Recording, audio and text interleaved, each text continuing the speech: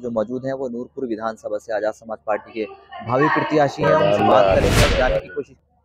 जो इच्छा है या आना जो चाहते हैं जल उसकी तड़ाई में मेन आपका बहुत वजह स्वागत है। यह मैं है। हूँ रईस मलिक। आज हम खास मुलाकात में खास मेहमान हमारे साथ जो मौजूद हैं वो नूरपुर विधानसभा से आजाद समाज पार्टी के भावी प्रत्याशी हैं। उनसे बात करेंगे और जानने की कोशिश करेंगे कि वो चुनावी मैदान में क्यों आ रहे हैं और उनका एजेंडा क्या है। जी सलीम अंसारी साहब, बहुत बहुत स्वागत है आपका। जी, चुनावी मैदान में आने की हमारी जो इच्छा है या आना जो चाहते हैं उसकी मेन वजह यह है कि जो भी नेता क्षेत्र की जनता से ये मानो कि विकास के लिए मुद्दे, उनकी समस्याओं के लिए मुद्दे आके बात करते हैं, वो लोग जीतने के बाद जनता में दोबारा नहीं लौटते। और जनता में जिस तरह से गुर्बत और लोगों में परेशानी, कौम में परेशानी है, उसकी उनको कोई चिंता नहीं होती।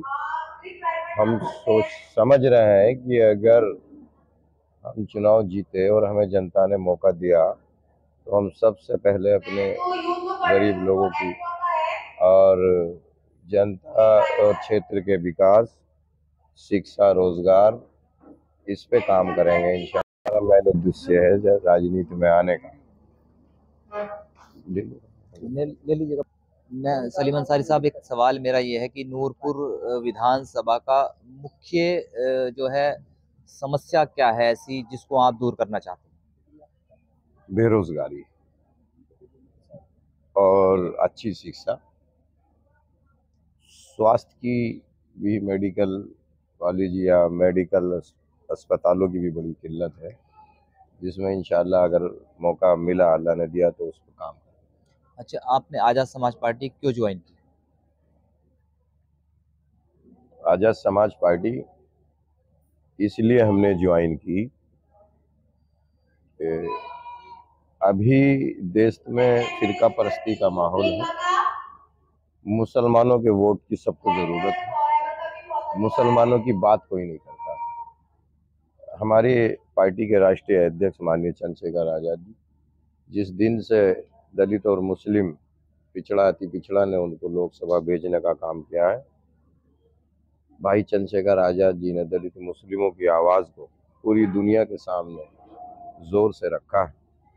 और उन्होंने बताने की बार बार ये कोशिश की है पूरी दुनिया को कि हिंदुस्तान में मुसलमानों के साथ जो अत्याचार हो रहा है वो सारी दलितों के साथ अत्याचार हो रहा है, और देश में किस तरह का माहौल है वो भाई चंद्रशेखर आज़ाद ने सारी दुनिया को बताने का काम किया।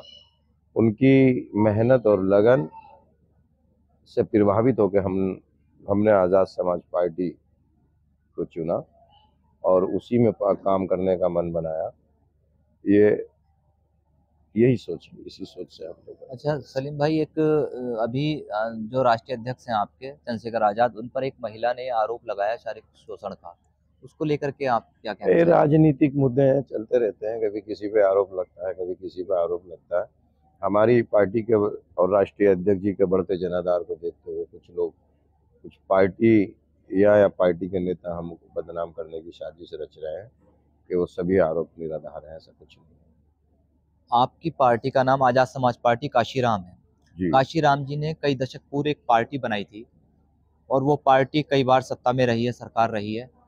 उस पार्टी का जो मतलब राजनीतिक गलियारों में एक चर्चा रहती कि उस पार्टी का पेटेंट ये रहा है कि टिकटों की बिक्री का आरोप उनके ऊपर लगता रहा है, और वो आज पार्टी जो है बिल्कुल उसमें जा चुकी है, मतलब खत्म होने की कगार पे है। आज एक विधायक मात्र उत्तर प्रदेश के अंदर है और कोई सांसद उनका नहीं है।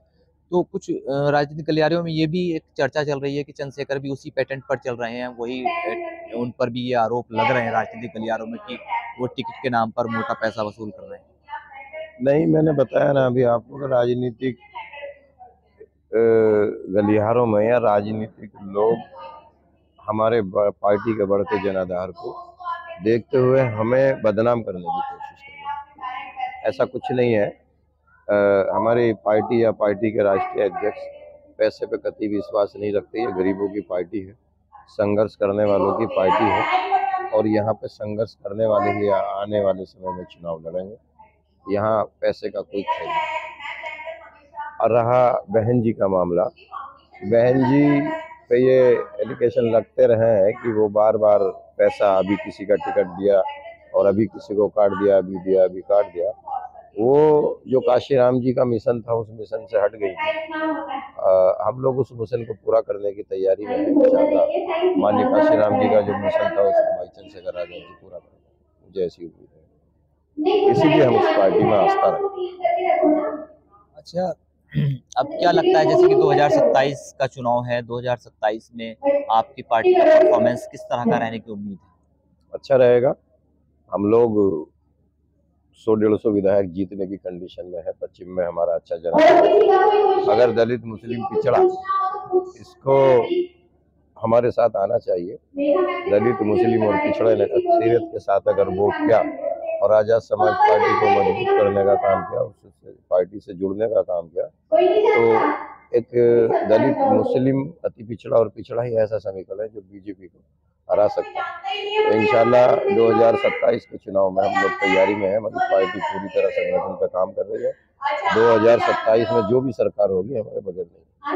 आपका सीधा सीधा कहना है कि आपकी पार्टी के बिना उत्तर प्रदेश में सरकार नहीं बनेगी, लेकिन जैसा कि अभी आपकी पार्टी का जनाधार बढ़ रहा है, आप कह रहे हैं, तो उसको लेकर के अखिलेश यादव जो है अल्पसंख्यक कार्यक्रम कर रहे हैं उत्तर प्रदेश के अंदर, और वो जो छिटक रहा है मुस्लिम समाज, अल्पसंख्यक समाज, उसको जोड़ने की कोशिश कर रहे हैं। मैंने बताया नहीं, समाजवादी पार्टी का जो दोहरा चरित्र है वो सब जनता के सामने अब आ चुका है।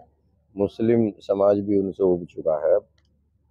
मुसलमानों का उनको वोट चाहिए। मुसलमान जब परेशानी में होता है तो उसकी बात नहीं करते, वोट की जरूरत है उन्हें। भाई चंद्रशेखर आजाद लोकसभा में मुसलमानों की आवाज उठाने का काम कर रहे हैं। एनआरसी जैसे समय जब मुसलमानों के साथ कोई नेता खड़ा होने को तैयार नहीं था, तब भी वो दिल्ली की जामा मस्जिद पे जाके मुसलमानों के साथ कंधे से कंधा मिला के खड़े थे, और अब मुसलमान उन्हीं में आस्था रखता है। बहुत बहुत शुक्रिया हमसे बात करने के लिए। ये थे सलीम अंसारी, नूरपुर विधानसभा से आजाद समाज पार्टी के भावी कैंडिडेट हैं, और उनका साफ तौर पर कहना है कि उनकी पार्टी 2027 में जो परफॉर्मेंस करेगी, उनके बिना उत्तर प्रदेश में किसी की सरकार नहीं बनेगी। आप देखते रहिए जलथल टाइम्स, मैं रईस।